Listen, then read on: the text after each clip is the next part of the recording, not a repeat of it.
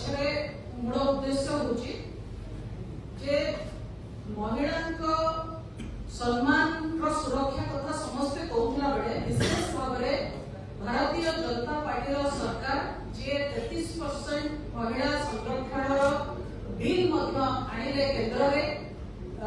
उभय पार्लियामेंट एवं असेंबली रे एवं 50% महिला माने जनप्रतिनिधि निचती त्रिस्तरीय पंचायती राज निर्वाचन रे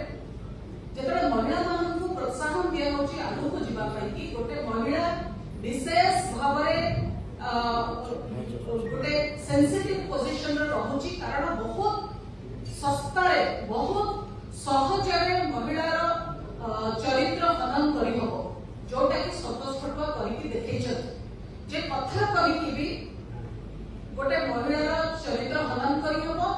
एवं आउटरेजिंग ऑफ मॉडेस्टी जोटा कि दुष्कर्म को कौनसी गुण रे कम हुए एवं मोर जहाँ राजनैतिक जर्नी रही विगत 12 वर्ष हो एवं ता पूर्व 17 वर्ष मोर टीचिंग कैरियर रही मो समाज में प्रतिष्ठित हवा पाई कि जो उद्यम करिछि विगत 30 वर्ष भितरे सबको न्यून करबा पाई एवं जीरो करबा पाई संतोष खड़गकर उद्यम थिला जो भली मंतव्य देले ये केवल व्यक्तिगत मते नुहे आगामी दिन में कौनसी महिला जी कथा को शुणव सी दिथर भाव पब्लिक स्पेस को आसवा जड़े जनप्रतिनिधि सी गोटे प्रभावशाली भूमिका रही विभिन्न प्रकार प्रशासनिक ऑफिस टू आरंभ करके व्यक्ति मान सी चाप प्रयोग करें मुझे खबर पाऊँ प्रयोग कर केस को दाबी देवाई ताको अलग बाटरे नवा पाई तेणु सबु महिला उद्देश्य आगामी दिन में आउ केही केबे महिला उद्देश्य एभली शब्द अपशब्दर प्रयोग करिवे नाही सेहि पाई कि मो कोर्ट द्वारस्थ होईछि एवं मो आशा करूछि जे मान्यवर न्यायालय मो गुहारी सुनिबे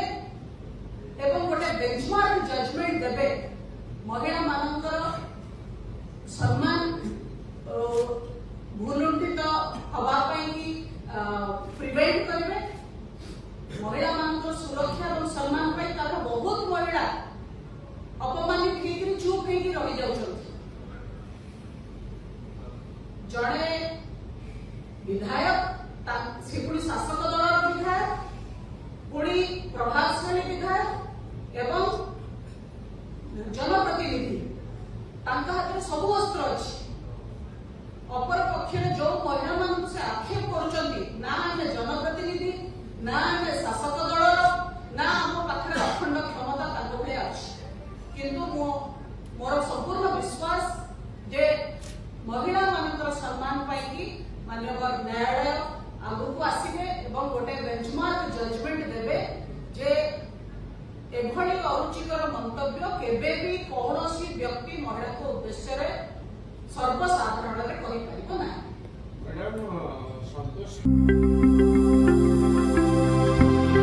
लेटेस्ट न्यूज अपडेट पाई www.nowodisha.com को लॉगिन करंतु।